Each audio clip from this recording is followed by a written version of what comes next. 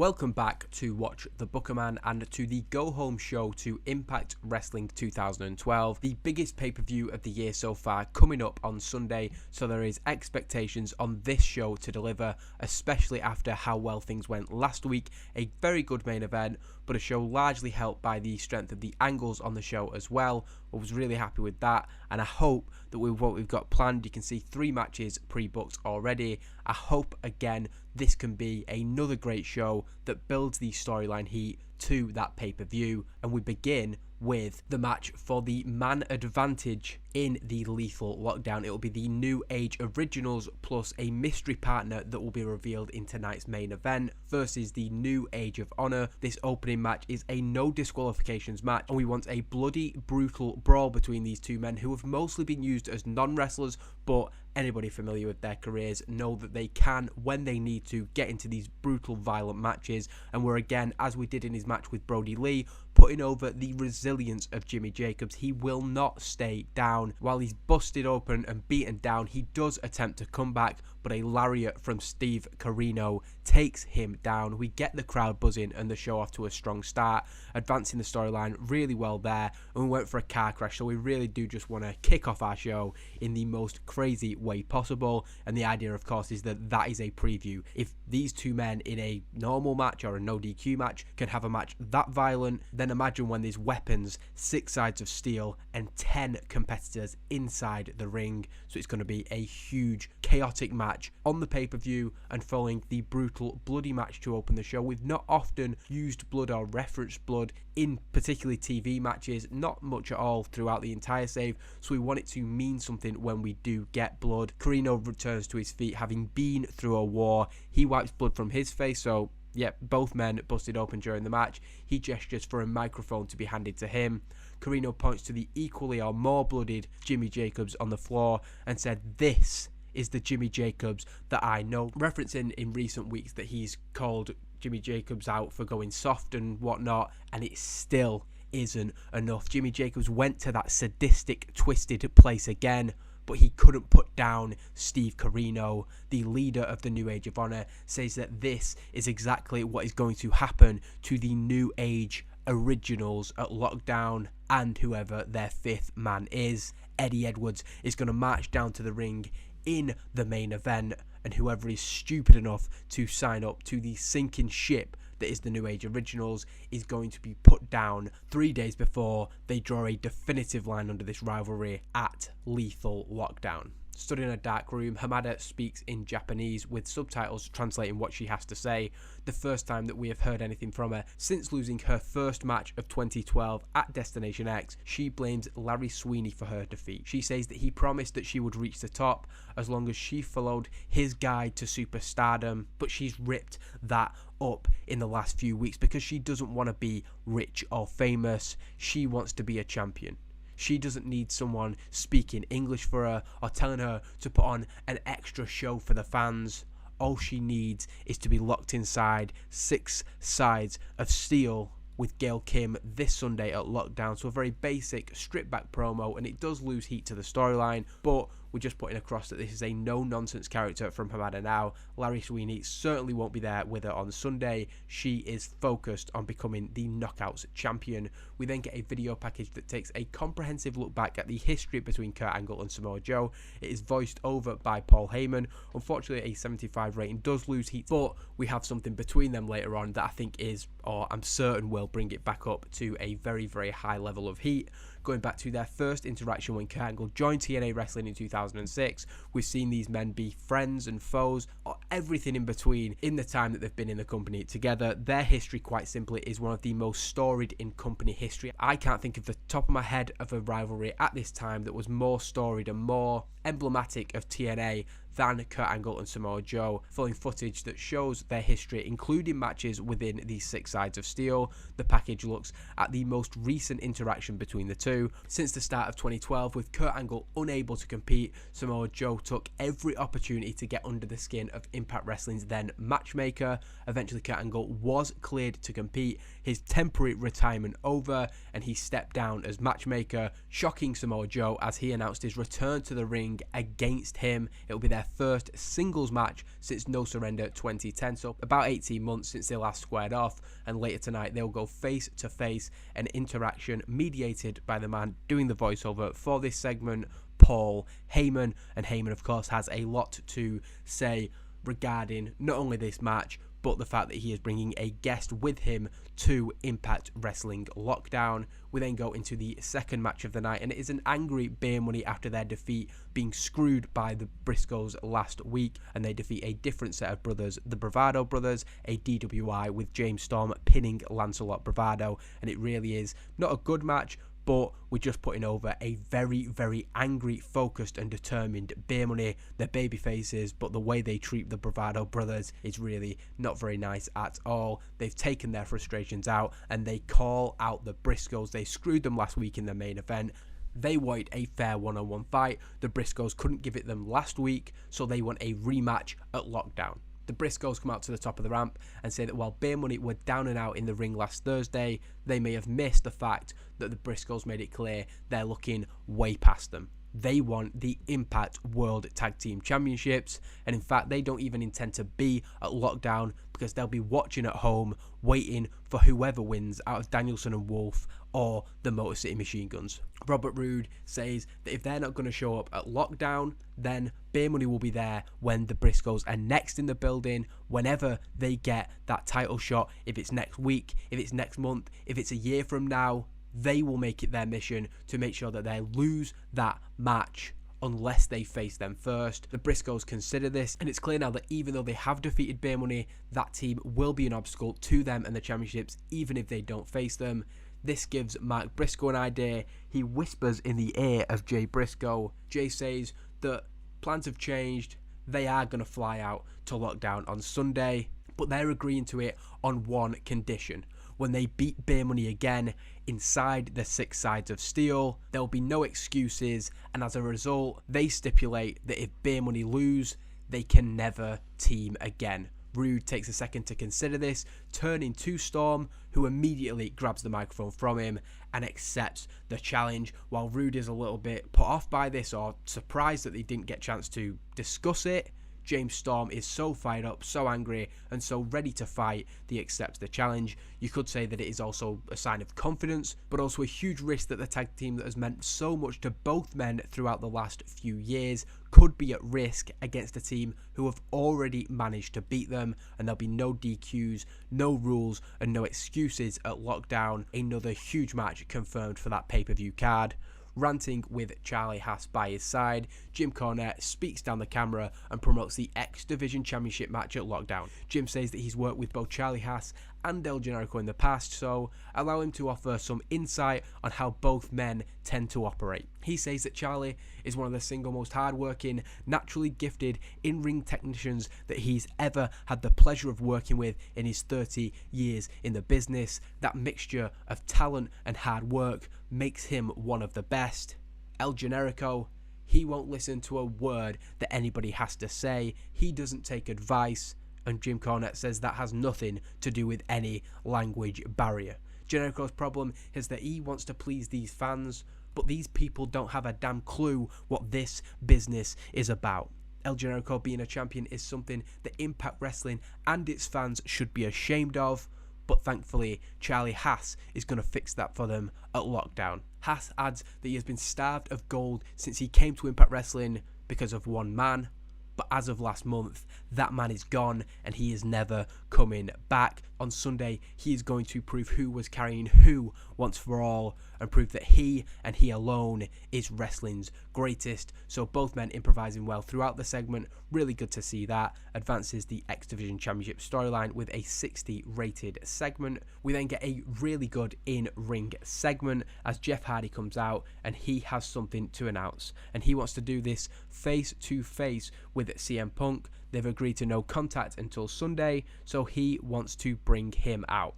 CM Punk comes down to the ring, but when he does, he gets into a confrontation with a fan in the front row who is dressed as Sting. He's got the Sting mask on, he's got a black jacket on. This guy has full cosplayed as Sting tonight, and it just gets under CM Punk's skin, knowing that at Destination X, the reason he lost the championship was because of Sting getting involved. And actually, CM Punk oversteps the mark here with this fan grabbing the jacket and pulling him up to his feet. Jeff Hardy, seeing this, rolls out the ring and gets into the face of CM Punk, but Punk's telling him, "You can't touch me, we agreed to this no contact, so you can't do a thing." However, in this distraction, we see that this was in fact a setup as the man attacks Jeff Hardy, removing the mask to reveal that he is Jay Lethal. Punk then directs traffic because he can't lay a hand on Jeff Hardy, but Lethal lays into Jeff Hardy, who is caught completely off guard. Punk then instructs Jay to roll Jeff into the ring and hands him the Impact World Championship. He wants him to knock Jeff Hardy clean out cold with it. However, the lights go down. We then see, of course, Sting behind Jay Lethal, lays him out, then puts his baseball bat to the throat of CM Punk, who has no choice really now but to back away. Sting then checks on Jeff Hardy and then takes a microphone, saying that it looks like Jeff isn't going to be able to make the announcement to CM Punk's face, but it's because of stuff like this that the decision was made. The most important thing in this Sunday's Impact World Championship match is that nobody can get in the cage, and after him running away with his tail between his legs last week, it's also important that CM Punk can't get out. That's why Jeff Hardy came to the ring to announce a special gatekeeper for the match at Lockdown. The Icon Sting on the outside. CM Punk completely loses marbles. He is absolutely furious about this, but the Icon Sting announcing that he will be at ringside this Sunday at Lockdown to ensure that none of CM Punk's shenanigans, like the one that we've just seen in this segment, can go down. A fantastic segment despite Jay Lethal underwhelming, everybody else doing really well, and we gain heat to the new Impact World Champion storyline. That probably needs a name change, to be fair, but we know Hardy Punk, the main event of Lockdown this Sunday. After giving an update on Jimmy Jacobs upon leaving the medical room, the New Age Originals tell Jeremy Borash that their mystery partner is going to shock people tonight. In fact, they were a little bit shocked when he agreed to team with them at Lockdown, but they can't think of anybody who has the same amount of hatred for the New Age of Honor as them, and that means that in many ways he is the perfect partner. They may not be popular in this locker room, and they've done a lot of things that made them not popular, but one thing that brings them together with everybody else is that they hate the New Age of Honor too, and a lot of people want to fight them in Lethal Lockdown. As they continue to promote that huge match, CM Punk storms past and he is threatening to quit the company after what he's just heard. He is absolutely furious. Why should he turn up at Lockdown to be screwed by Jeff Hardy and Sting again? He grabs Jeremy Borash, asking who the hell is in charge here. You're a little stooge, you've got your head up everybody's ass. How about you tell me who's in charge and I can go and sort this out? Jeremy Borash is absolutely terrified, but Tyler Black sort of takes the attention from JB by quipping that if he hadn't ran off the last two matchmakers, he might find it easier to get an answer to that question. CM Punk flips, getting in Tyler's face and telling the New Age Originals that he hasn't forgotten what treacherous little turncoats they are. He's going to deal with them eventually once he's got that title back. Claudio laughs at CM Punk, which makes him even angrier. It was a sort of cold split from CM Punk, but they did have a few words where they basically went against CM Punk. They claimed that he was just out to serve himself. They said that they were the best three wrestlers in the world. So we did lay seeds for that previously, and we are just saying that that's still something that is in our minds with Slammiversary and obviously Bound for Glory, which I won't be booking in the future. Obviously, there's a lot left to do and a lot more big matches to come. But for now, we are focusing on Lockdown and CM Punk's unfiltered rage. He demands to find somebody who is in charge as he continues to storm off. It's an okay segment, but like I said, it's just planting seeds again, which is something that I've liked to do throughout. We then get the match that was scheduled a couple of weeks ago. Gail Kim this time is able to compete as Hamada is not there to attack her. Mickie James has been having a lot of trouble with the beautiful people recently, and she is the one who actually gets the pin, beating Angelina Love with a mitt kick. That's been the sort of main focus of the storyline. Of course, Velvet Sky's been doing stuff on the outside, but Angelina Love beat Mickie James. Now Mickie James gets her win back. Really good stuff for her. Joining Mickie James in the ring after the match, Gail Kim speaks with her friend and sort of asks her to just sort of step down. You go out. They've celebrated, but Gail is expecting an attack from Hamada. Stands alone in the ring, beckoning her out. She's doesn't want to be caught off guard this time. She's even checking over her shoulder. We know that Hamada isn't above attacking her from behind. However, when no attack is forthcoming, we do realise why, as in the back, Mickie James is shown laid out on the ground. Hamada stood over her, so Hamada waiting until Mickie got through the curtain and laying her out. This is her way of sending a message via Gail Kim's friend. Hamada staring down the camera. Tara is actually the first on the scene to check on Mickie James, continuing the strange little storyline that's going on between them, but Gail also runs to the back. However, once she reaches the area, there are no signs of Hamada. Tara's kind of telling Gail to back off. She's looking after Mickie James. Gail doesn't have to worry about it. She can focus on Hamada, but of course there's concern for Mickie James.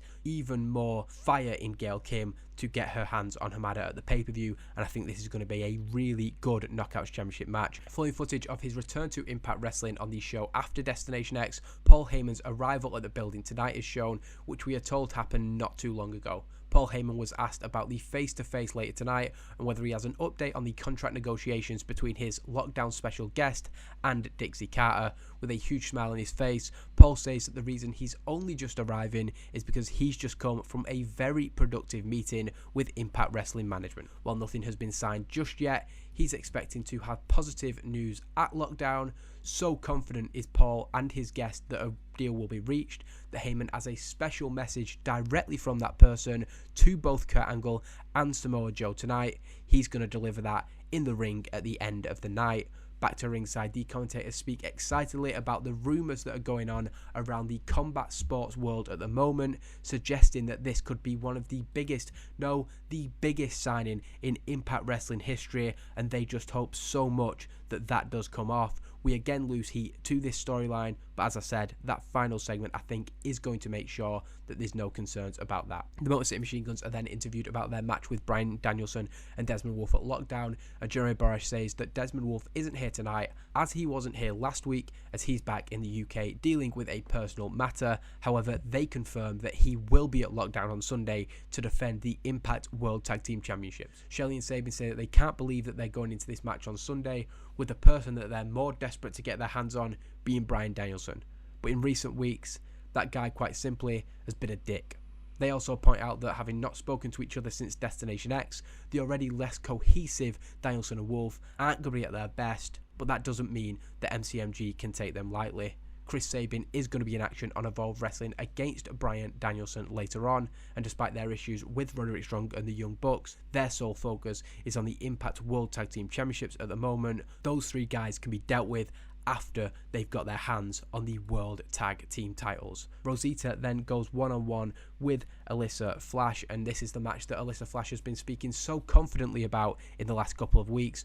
But a huge shock result here. Perhaps Alissa Flash trying to do too much, trying to send too much of a message, and Rosita rolls her up. Perhaps Flash going for a powerbomb or something, and then Rosita rolling through and getting the surprise roll up. A decent performance from Rosita, but good from Alissa Flash. Looking forward to the Knockouts Tag Team Championship match, despite us losing heat to it here. But I do think this adds an extra wrinkle, because the build throughout this month has sort of been that Rosita and Awesome Kong have, as the storyline says, finally met their match. Flash should have the number of Rosita, and Del Rey has a fantastic record against Awesome Kong, but not so much of a foregone conclusion. Certainly, Alissa Flash is wide-eyed and in complete disbelief after the match. She takes a little while to register what's happened, and she's protesting to the referee, but there's no leg to stand on. She's lost the match fair and square.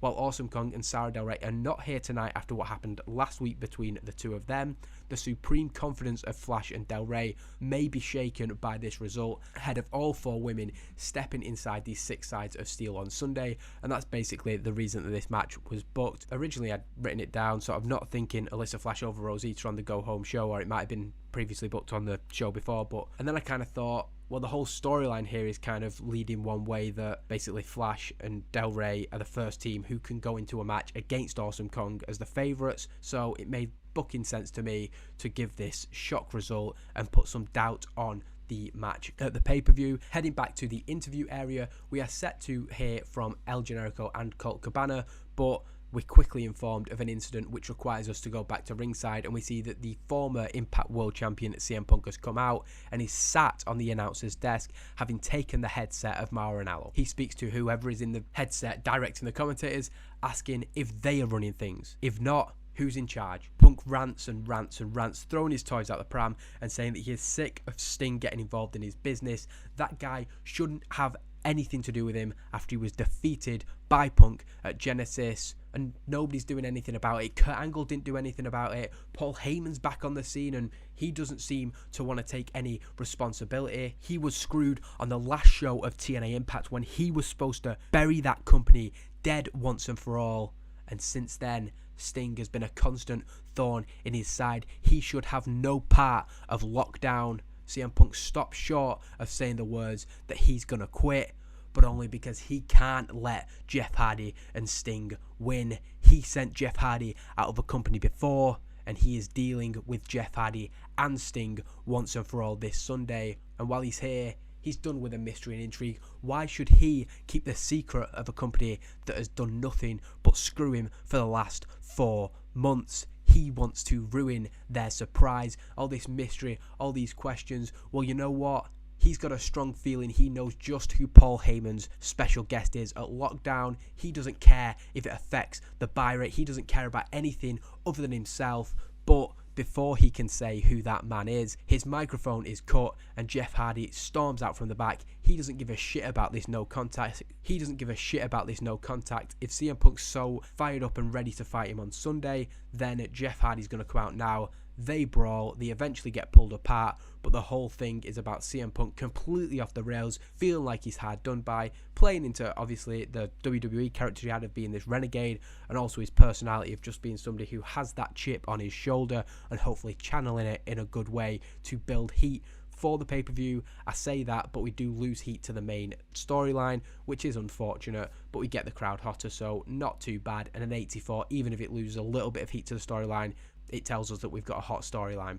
We then go back from the break and the scheduled El Generico interview takes place, with Colt Cabana speaking on behalf of the serious-looking X-Division champion. Colt Cabana puts over his injury at the hands of Charlie Haas last week, but that's a surprise to no one. They've shared a ring with him before, so they never doubted the ability of Charlie Haas. Cabana says that neither of them understand the disrespect, the changing personality of Charlie Haas in recent months, especially when you look at what El Generico has done and who he has defeated this year. Since we became Impact Wrestling, there is nobody who has a record that can match El Generico, so clearly there's something personal going on with Charlie Haas. And Jim Cornette, well, him getting in your head isn't good for anybody. But none of that changes the assignment for El Generico on Sunday. We then get a few fired up words from the X-Division champion. He is going to kick Charlie Haas's ass this Sunday. Cabana adds that if he sees Jim Cornette on the outside of the cage this Sunday, then he better run his fat ass out of there, because while Generico deals with Haas in the cage, he's more than happy to deal with Jim Cornette. Returning to the ring for the main event match, Eddie Edwards is joined by Steve Corino, Austin Aries, Davey Richards and the Big Rig.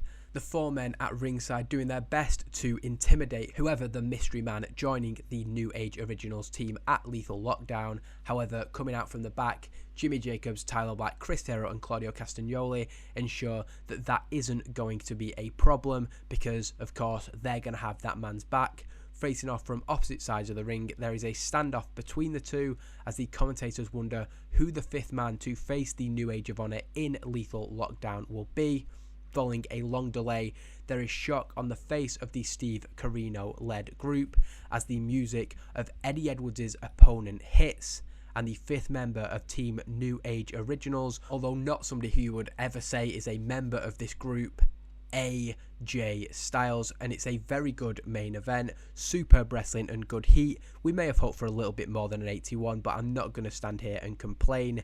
AJ Styles with a 91 picks up a victory in his return, the first time we've seen him since he was, albeit not pinned, one of the losing competitors in the main event of Destination X. And while during the match the 8 men at ringside end up brawling away from the ring, and the idea there is just that we end up with the 2 men left in the ring, so it's a clean, decisive victory for AJ Styles, despite the mid part of the match featuring a lot of chaos involving these 2 very heated rival factions. But the end result is a phenomenal forearm and AJ Styles on his own, standing tall. He's picked up a victory in his first appearance since Destination X, as I said, and as they did throughout the match, the commentators reiterate how well he may be able to get along with the New Age Originals. He has been a bitter rival of them. Let's not forget that. We're not throwing out the previous 2 years of storylines or whatever just for that, but nobody in that match has more experience of a lethal lockdown than the phenomenal one. So again, it's about putting across these matches could go either way. We don't want any pay-per-view matches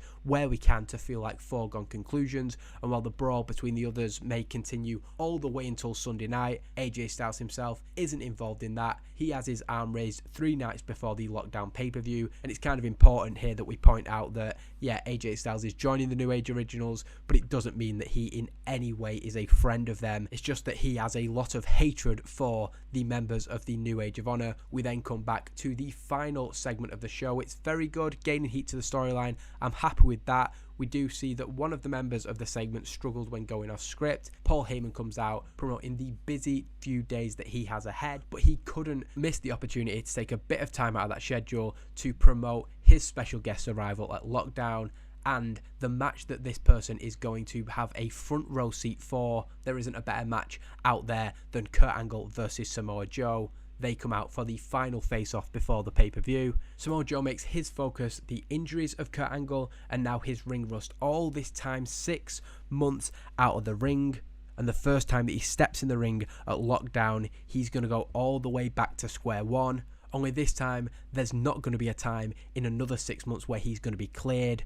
Joe is going to finish him in the most brutal structure in professional wrestling. Paul Heyman and his VIP guests are going to have front row tickets to the end of Kurt Angle's career.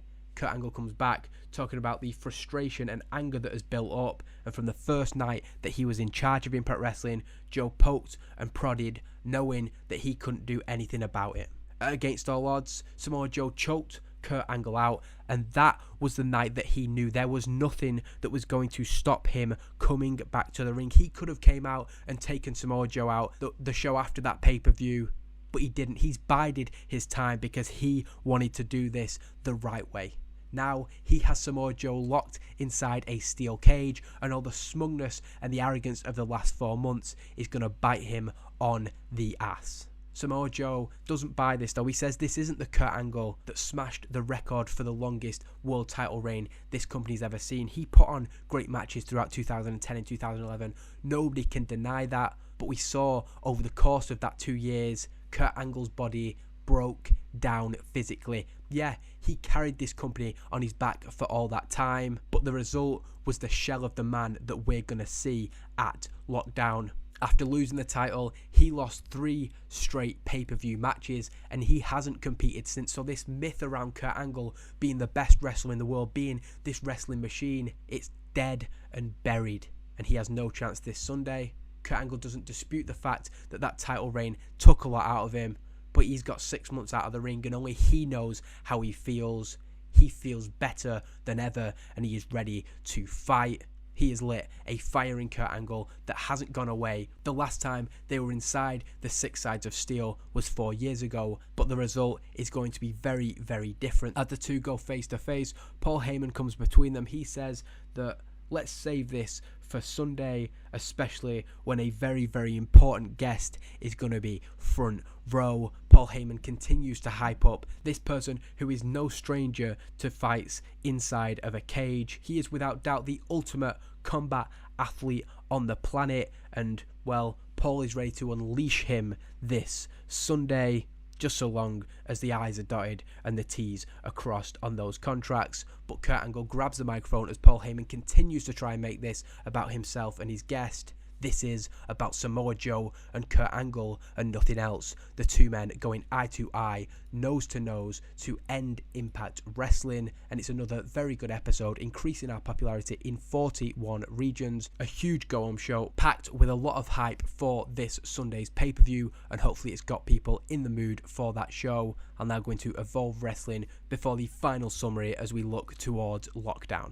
Evolve Wrestling begins with the entrance of Team Canada as Scott D'Amore leads Sean Spears and Tyson Dukes to the ring. Scott D'Amore, however, has some bad news, saying that Eric Young, who challenged them to a match last week, was mysteriously attacked shortly after issuing that challenge. Scott D'Amore says that whatever differences there has been, they are all Team Canada together, and once Eric Young is ready to come back, they will fight to find out who did this. So of course there's going to be suspicion around the other Team Canada members who Eric Young was openly critical of in recent weeks. Kenny Omega though comes out and says that no worries, he has a replacement partner, and that is Kota Ibushi, the Golden Lovers appearing on Evolve Wrestling. Now this wasn't something I'd planned, but Eric Young's contract I didn't renew, but we just so happened to still have Kota Ibushi on the roster, so I just thought might as well.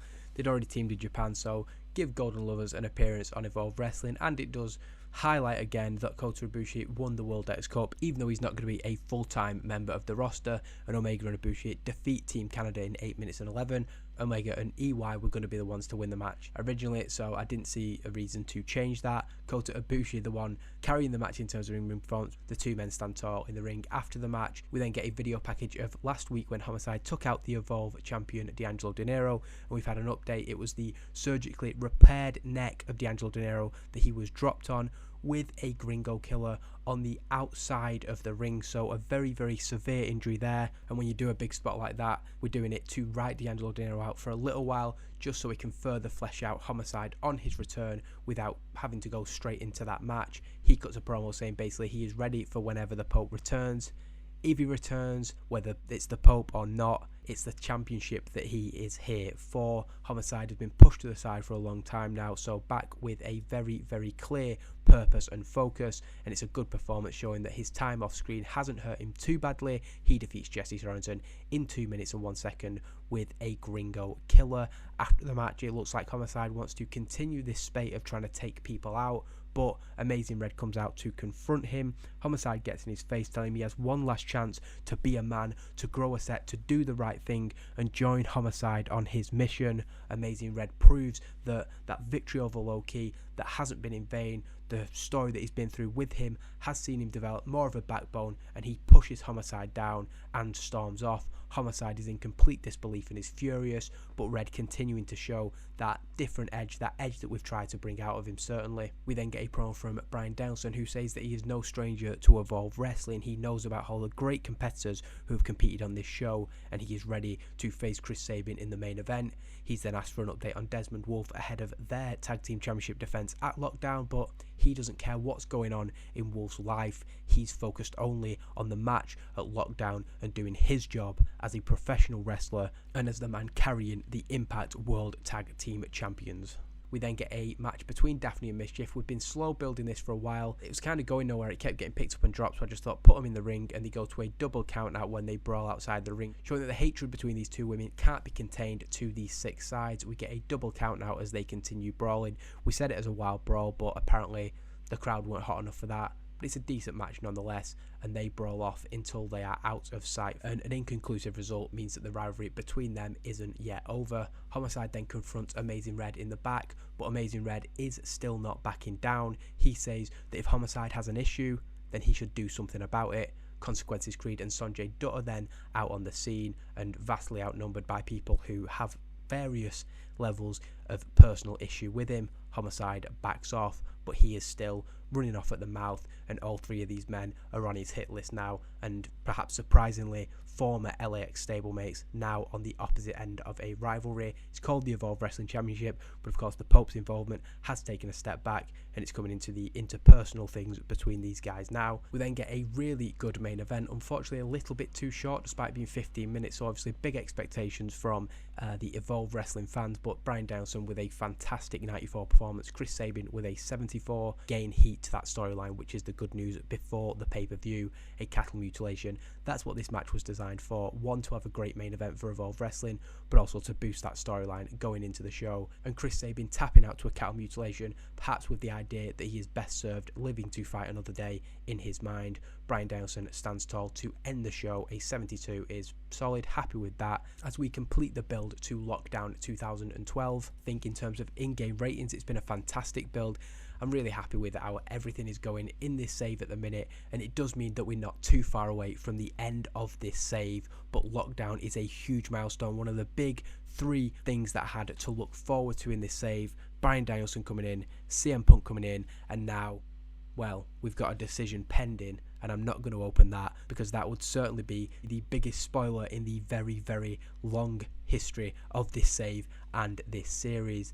That decision will have a huge impact on what's going on in Lockdown 2012, so hopefully you'll want to join me for that. The card on screen I think is a fantastic pay-per-view card, and I'm really looking forward to it, particularly because of the surprise that is coming. Perhaps we've telegraphed it a little bit too much, that it's not so much of a surprise, but hopefully the hype is there. And thank you for watching, and I hope, if there's ever been a show that I hope that you join me for, it's this next one, Impact Wrestling Lockdown 2012. Thanks for watching.